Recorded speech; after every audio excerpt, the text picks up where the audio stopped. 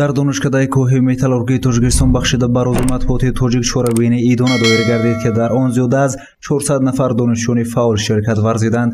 дар чорабинии мазкур собиқадарони матбуот, шоири халқи Тоҷикистон, сармуҳаррири маҷаллаи Паёми Суғд Толиб Карими Озарахш, муовини сармуҳаррири рӯзномаи вилоятии Ҳақиқати Суғд Сурайё Ҳакимова, сармуҳаррири рӯзномаи вилоятии Сагдийски Правда Исҳоқ Зокиров ва котиби масъули созмони вилоятии Иттифоқи журналистони Тоҷикистон Карим Шариф ширкат намуданд. Сароғоз Карим Шариф, котиби масъули созмони вилоятии Иттифоқи журналистони Тоҷикистон ба сухан баромада афзуд ки ҳамасола санаи 11 март дар кишвар рӯзи матбуоти тоҷик таҷрия карда мешавад, зеро дар ин сана аввалин нусхаи рӯзнома бо забони тоҷикӣ нашр гардидааст. Карим Шариф аз лаҳзаҳои душвори замони таъсиси рӯзномаву маҷаллаҳо то ба замони истиқлолият ҳарф зада гуфт ки имрӯз дар вилоят 3 рӯзномаи вилоятӣ, 18 рӯзномаи шаҳриву ноҳиявӣ ва якчанд рӯзномаҳои хусусӣ фаъолият мебаранд.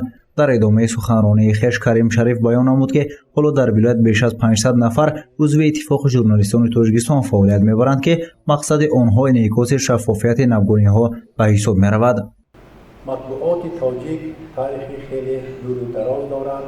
яъне 11 марти соли 1922 дар бухорои шариф дар шаҳри Бухоро ки асосан тоҷикон зиндагонӣ мекунанд, аввалин шумораи рӯзнома ба забони тоҷикӣ бо унвони Бухорои шариф ном чоп шуда буд. сипас Сурайё Ҳакимова, муовини сармуҳаррири рӯзномаи вилоятии Ҳақиқати Суғд, аз таъсиси рӯзномаи Ҳақиқати Суғд ҳарф зад. таъкид намуд ки Раҳим Ҷалил яке аз журналистоне мебошад ки дар саҳифаҳои ин рӯзнома матолибҳои худро нашр намудааст. ӯ баён дошт ки дар он замон рӯзномаҳо буданд ки мабудҳои инсонҳои муваффақ, шоирону нависандагон нашр гардид ва ҷовидона боқӣ монд. Сурайё Ҳакимова аз ҳадафҳои асосии таъсиси рӯзнома ва мақсади он ҳарф зада гуфт ки ҳадафи асосии рӯзнома ва фаъолияти рӯзноманигорон ин мусоидат намудан барои баланд шудани рӯзгори мардум ва инъикоси дастовардҳои истиқлолият мебошад.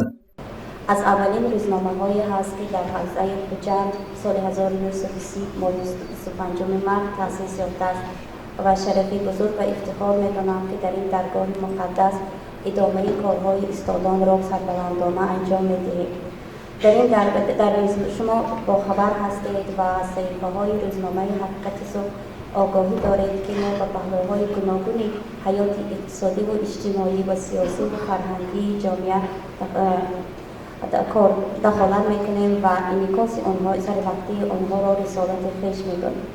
طالب کریمی آذرخش، شاعر خلقی تاجیکستان، در آغاز سخنرانی خود همه اشتراکچیان را با روز بهار و بانوان را با روز مادران تبریک نمود. افزود که جوانان قوه بزرگ و نگاه دارنده ادبیات و فرهنگ میباشند. او بیان داشت که تمامی روزنامه و مجله های زمان استقلالیت و پیش از استقلالیت مکتب بزرگ برای نویسندگان و شاعران بودند. ادیبان ما همشان در همین در روزنامه ها کار کردند.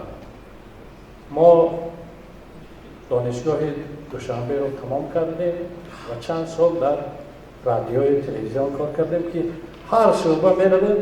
اینجا استاد قطبی کرام کار کردیم، این طرف می‌ریم مثلا مستان شیرعلی کار کردیم، اینجا می‌ریم لایق شیرعلی، عبید رجب، معروف بود.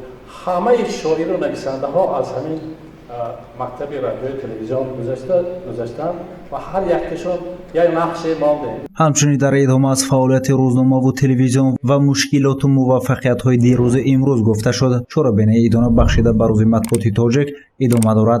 گزارش سید مختار سید انور، نسیم جان رحیموف برای برنامه اطلاعاتی خبر.